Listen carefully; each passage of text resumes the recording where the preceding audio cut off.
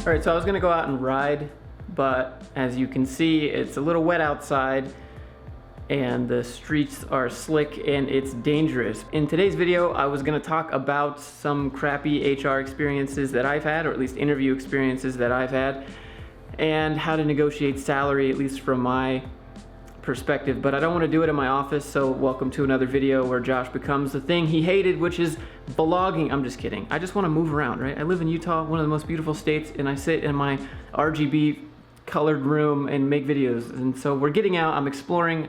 I'm gonna take the Jeep and I'm gonna take the dogs. It's good for the dogs. How am I supposed to ever make videos about gear if I never show you the gear that I'm using? I'm bringing the 8 to 18, so this is my wide lens, 35 to 100. And then I'm bringing this bad boy here. Got the GoPro. For the most part, the camera that I use to film these videos is a GH5, unless I'm using the cinema setup over there, which is a Blackmagic and got all the fancy stuff, but I'm using a GH5, which looks like this. This is a GH5S.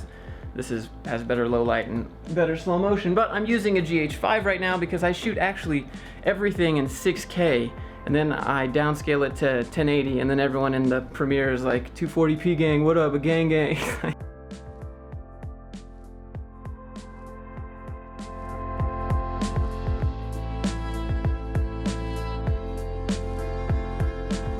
It's going good? My dude, where'd you learn to drive? Okay, but to the interview stuff.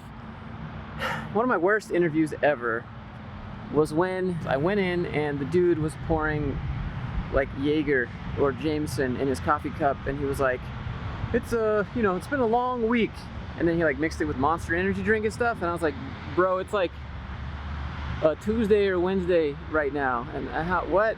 So that was a pretty big red flag. I actually got the job, and it was kind of one of those situations where it's like, this is the only option I have right now. You can't really do much else. Another interview that I had, I was like, so how can I move up within the company? My title is software developer. Like, is there a set path, a set like responsibility list that I'm going to be doing? And they're like, oh, we're kind of, trying to figure that out. We don't really know where you're going to go yet, which kind of made me think that position wasn't really important. They were just kind of hiring somebody because someone said we need more people to do the work. When I asked for my set of responsibilities, they couldn't really answer, and that was a pretty big red flag to me. I was like, are you sure you even need me then if you don't know what I'm going to be doing? Like, why are you hiring for this position?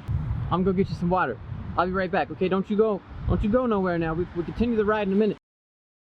Just filming some B-roll, and just your average wasp nest here. Nothing to worry about. Okay, well, I'm done with this.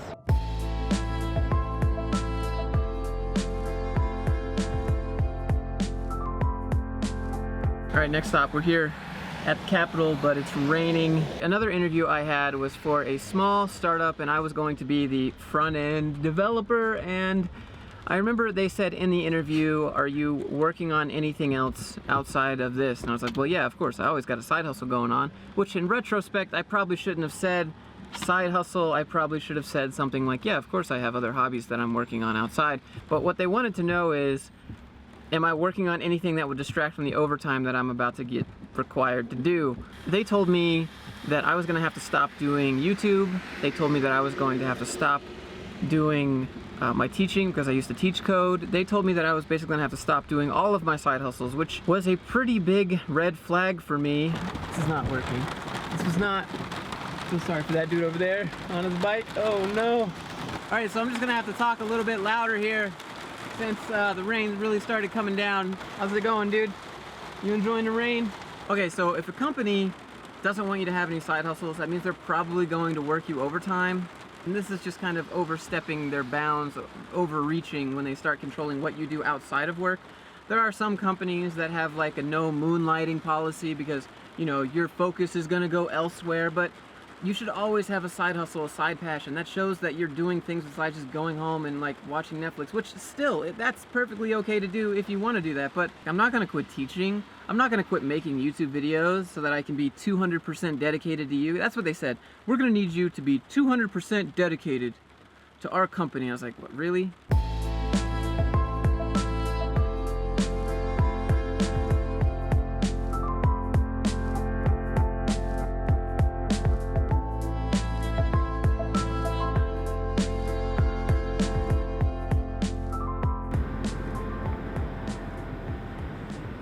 right, so another big red flag to me is when they refuse to lock in the next step dates. So if you're in the interview and you're like, okay, so when can I expect to hear back? What are the next steps? What's the process for getting the job here? And if they can't organize that for you, if they can't give you, oh, you'll hear back in 2 weeks, you'll hear back in 3 days, this guy's name will reach out to you. If they don't lock that in for you, it just makes it a lot easier for them to ghost you. And even if they do give you a date, they can still ghost you. But I've had companies that are like, you guys have all received that email when you've applied to jobs, and they're like, if there's a fit, someone from the department will be reaching out to connect with you. Like, we all know that you're just automating this email and you're never gonna reach out to me. This 99.9% of the time, anytime you get that, if there's a fit, someone will reach out. Like, I prefer to just be told no thank you, I'm not a fit for the position. Just tell me no, just give me something. Don't just ghost me. Don't waste 3 interviews of me. Don't let me do a code test for you and spend all this time and get my hopes up that I'm gonna get this job.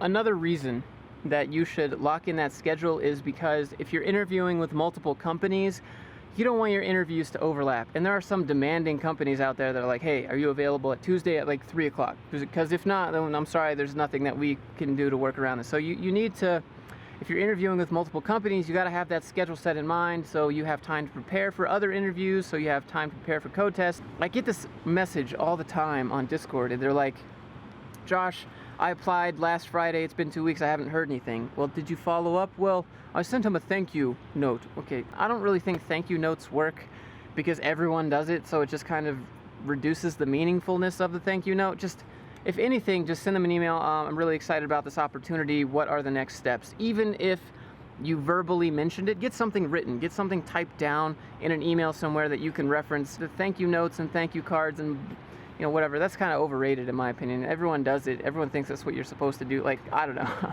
I don't care. Like, I know I'm making you a profit. You should be thanking me.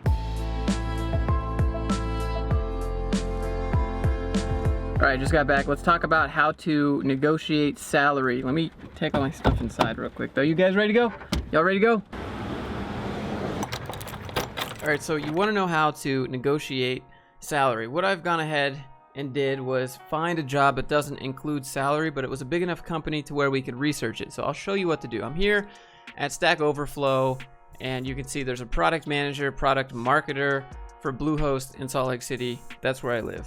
So the way salary negotiation works is that it starts ahead of time. It starts before you even get to the interview. It starts with the research, and so that's what we're gonna do here real quick. We got Bluehost for product manager.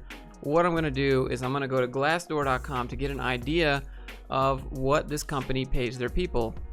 Let's change this to companies, location, Salt Lake, and working at Bluehost. 186 reviews, 16 jobs, 167 salaries.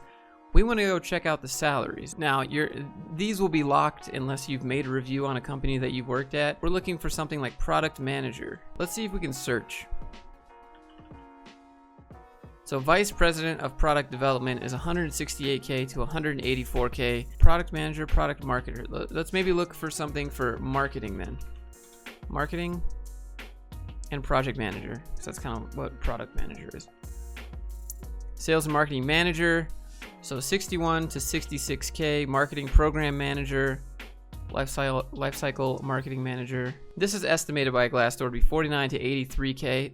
That's a huge range. You don't take these Glassdoor estimates too big of a range to know what their budget is. We can go ahead and we can look at the pay for this position around where you live to get an idea of what the market pay is. So we'll just go ahead and put that product manager salary Salt Lake City. Product manager is between 70 to 129K. Senior product is 83 to 139. Average base pay 98. Program manager 80K. Project manager 69K. So this is program manager, and Bluehost right now. And what was there? There's another marketing program manager 46 to 50K. So it seems to me that Bluehost is underpaying according to the market.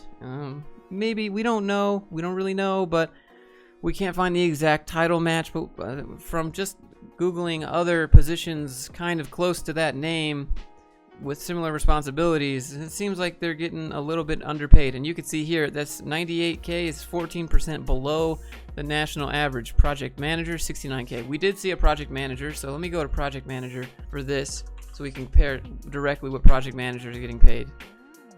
So project manager, 60 to 69K here at Bluehost, and here it says the average is 69K. So again, this is the average base pay, 69K, and here it says 60 to 69K. So the upper end of what Bluehost is paying you here for this position is what should be your average base pay. The whole point of this is that we now have an idea of what they're paying people for these titles, and we now have an idea of what the market is paying people for these titles, and that's what you want to compare it to. You want to compare the market and the company's average salary that they're paying their employees, because when you go in there, you can be like, well, I was expecting fair market value, and they'll be like, well, what does that look like? Well, according to my research on Glassdoor and salary.com, that would be about $70,000, which is what I believe I'm worth. But if they ask you for any previous employment salary numbers, don't give them that number. They're gonna see what you got paid, and if you ask for more money, they're gonna be like, well, why do you deserve more money? And you're just gonna have to go down this dumb road of negotiations, like, that's why I'm getting a new job, because I want more money and they won't give me a raise. And that's how you find raises in the real world anyways. You don't stay and hope for your little 7%, 6% salary raise every year. You got to move jobs, you got to swap jobs. That's how you get those 10, 20, 30% raises, is by moving different companies. You don't stay at the company.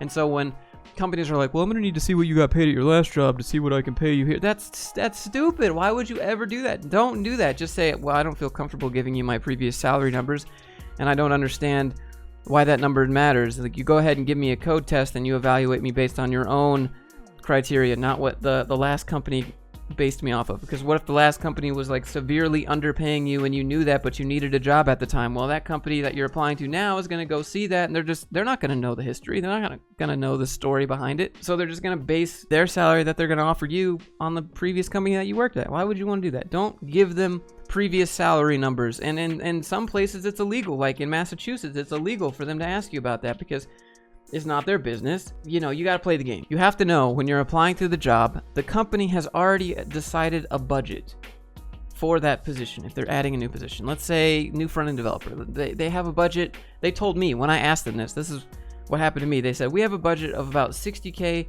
to 90K.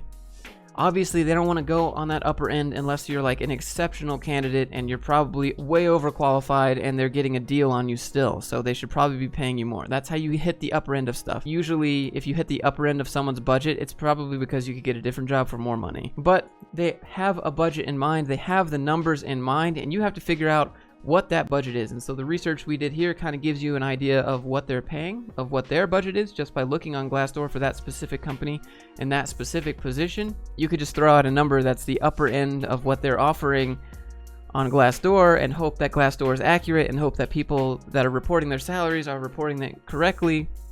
I've done that before. I've done that a couple times. At my last job, I started at 65 and got bumped to 75 after 90 days. At my previous job, I got paid 65. When they were like, well, what were you thinking in terms of numbers? And I was like, oh, probably somewhere around, 80,000 or something like that, which was a lot higher than what I actually wanted. And I was getting paid 65 at my previous job.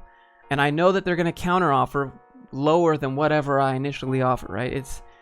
You have to play the game. So I said I wanted 80K, and they said, well, all right, how about this? What do you think about $70,000? And I was like, how about I'll do 65, and then after 90 days of good performance, you give me 75. And they were like, okay, yeah, that sounds good. And so I still got a lot more money than I was being paid before, still $10,000 more a year. I mean, I wasn't expecting to actually get 80K. And then sometimes you might get lucky. You might throw a number out there, and they might be like, yeah, actually, that's a good idea. But I knew I was going to get counter-offered for underneath at 70K. So if I had offered 70K, they probably would have offered 60K. I would have had to negotiate with lower numbers. So I try to hit the upper end of their budget if I can figure out what their budget is. So if their budget is, let's say, they have $90,000. That's the upper end of their budget, and the lower end is $60,000.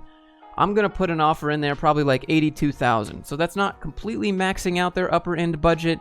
It's still a lot more than I'm getting paid. It's not anywhere near the low end. Hopefully the low end is still more money than you're getting paid currently. What was I saying? You want to throw in a number above what you want because you're going to get counter offered below, and then you're going to counter offer back to them for back up. So you gotta expect to get kicked down a tier, and then you're gonna be able to counter offer them back, and you're gonna get kicked back up slightly, maybe like half a tier. So somewhere in between where you initially offered and whatever their counter offer is. So somewhere in this middle range is what you want, and hopefully it's a lot higher than what you were being paid before. And they don't need to know what you were being paid before. We all know this is a salary game. If they were going to a new job, they would do the same thing. Hard to have that presence of mind, because you might think the interview is going so great, you don't want to ruin everything just over these simple numbers. But it's not these simple numbers here. This is what you value yourself as.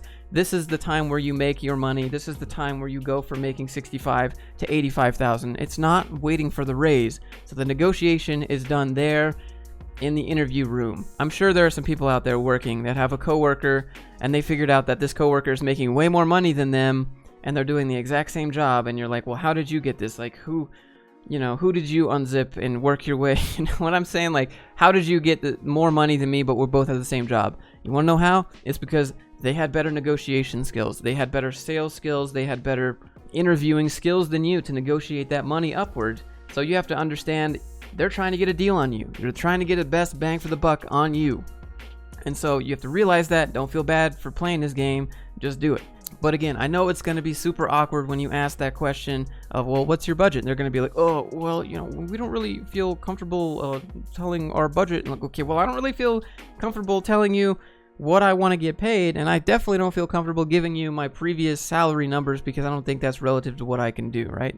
You're trying to get the most money and they're trying to get the best deal. And so you have to realize that, and you just have to kind of go with the flow, bob and weave a little bit. If this video has been helpful, if you enjoyed the complete mess at the beginning of me traveling around with my dogs, let me know. If you enjoyed the salary part, let me know. It gets really boring filming in my room every single day, where I press record on OBS, and then I press record on the camera, and then I clap my hands to sync the audio up between both devices, and then I just start talking. And that's really boring, right? Like, I can work anywhere, go anywhere, but I'm stuck in here. It's like if you open the cage to like a bird cage, the birds just stay in there, right? They can go anywhere they want. They can fly anywhere. It's like that stupid cheesy picture, that motivational picture. That's what I'm kind of realizing. So I'm just going to start going random places and just filming things because I can, and that's part of my job. I hope you enjoy that part of it. It lets me be more creative. It's more fun for me. It makes I don't know, just makes me more excited to do things anyway. So if you enjoyed it, maybe leave a thumbs up, maybe hit subscribe.